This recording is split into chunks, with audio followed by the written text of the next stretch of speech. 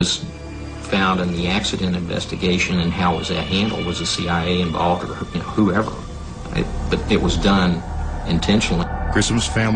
A família de Grissom não sabe quem foi responsável pela sua morte e o que realmente aconteceu. Mas eles dizem que a NASA sabe a verdade. Gus gave his life for this program, and I feel like that it is up to NASA to come forward and give us a direct answer to what really happened. Teria Gus Grissom e os astronautas da Apollo 1 sido vítimas de um acidente? Ou foram silenciados porque sabiam demais? Você pode nunca saber. A causa do incêndio ainda continua um mistério, e a cápsula continua trancada em uma base militar americana.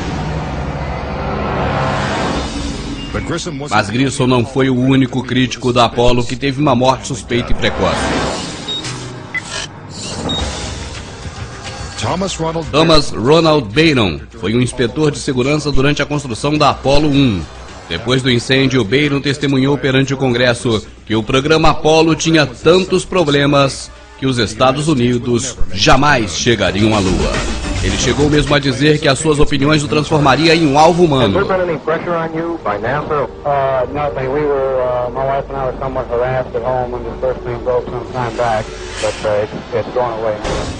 Como parte do depoimento, Byron enviou um relatório de 500 páginas detalhando as suas descobertas.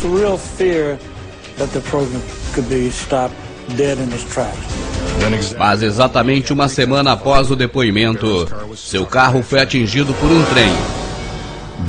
Byron, sua esposa e sua filha morreram na hora.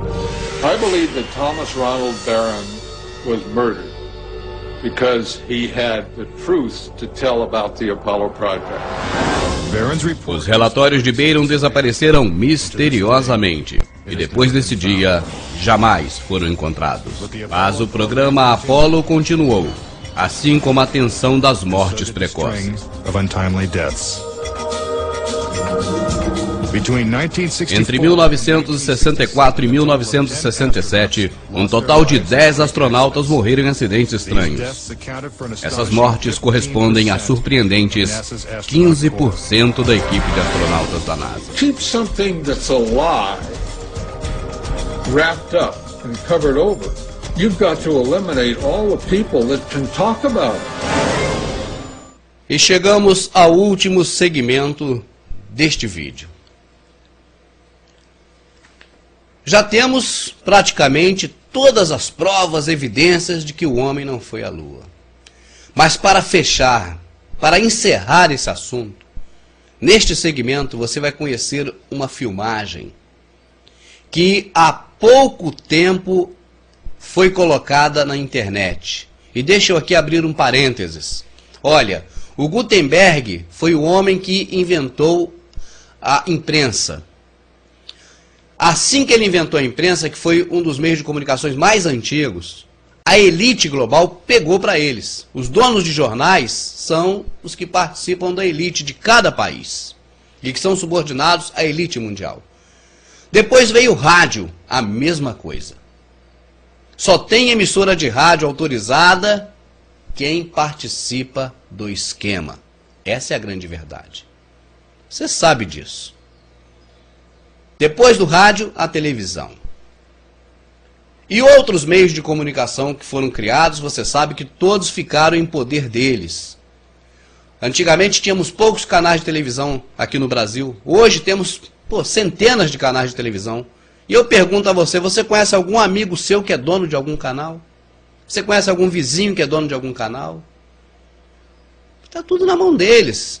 Eles seguram tudo, é só deles. Porque eles têm o controle sobre o que você sabe, sobre o que você come, sobre o que você veste, sobre o que você pensa, sobre o que você acha de qualquer assunto, a sua opinião, eles é que fazem. Porque, na verdade, nós, infelizmente, recebemos muitas informações e do jeito que eles querem ao longo de todo o processo de vida.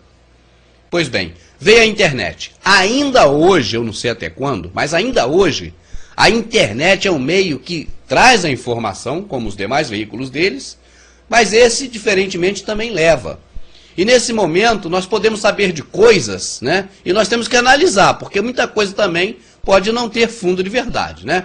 Mas quando você recebe pela internet, igual agora, um vídeo que escapuliu, talvez alguém revoltado, porque no meio dessas pessoas que comandam o planeta, né, e que estão também subordinados a quem comanda, com certeza tem um ou outro que não concorda e não concorda mesmo. Não deixa essas coisas passarem sobre os seus princípios. E quando tem a oportunidade, anonimamente, joga no ventilador, né? E a imagem que você vai assistir agora é uma dessas preciosidades. Você nunca viu na TV comercial e possivelmente nunca vai ver. Porque mostra realmente... é o batom na cueca, no termo vulgar, para que você entenda. A reportagem, a filmagem que você vai assistir nesse momento. Está pronto? Vamos lá então, é o último segmento. E finalmente o elemento que prova a verdade. Michael Collins, Ed Aldrin e Neil Armstrong, encenando parte da sua missão durante cerca de 1 hora, com áudio e os ensaios de excepcional nitidez. Eles conversam sobre as técnicas utilizadas para conseguir essa engenhosa imagem da Terra à distância. Isso para mostrar em sua viagem a falsa distância dela, e para nos iludir que havia passado além dos anéis de radiação de Van Halen. Não se pode de maneira nenhuma interpretar que essa encenação foi feita por alguma outra razão anterior à missão, pois a mesma gravação está assinalada como feita em 18, 19 e 20 de julho de 1969. Os mesmos dias da missão, quando diziam que estavam bem próximos da órbita lunar. E fica claro que essa é uma genuína gravidade, e as gravações foram feitas a bordo da nave espacial verdadeira, o que foi necessário para convencer a imprensa da sua autenticidade. Mas não estavam tão longe da órbita terrestre como veremos adiante. Essas cenas nunca antes foram vistas nem escutadas. No solo, o diálogo entre os astronautas e o controle em Houston são bem audíveis. Você vai prestar atenção a seguir e vai ver que há uma segunda voz oculta, ordenando a direção da conversa entre a tripulação à Terra por uma terceira. Ela ordena aos astronautas o que dizer, quando dizer e como manipular a câmera com eficiência. Observe bem, a NASA disse de forma oficial que as transmissões de Houston foram as únicas que foram feitas com os astronautas. Observe bem como o controle de Houston inicia um diálogo com a tripulação. Mas a tripulação se encontra muito preocupada com os truques, com a farsa para responder. Então passa-se um momento e se escuta por trás a clandestina terceira parte falando. E rapidamente eles ordenam: tchau, falem. Imediatamente Neil Armstrong fala. Hello, Apollo 11. Houston, Goldstone says that the TV looks great. Over.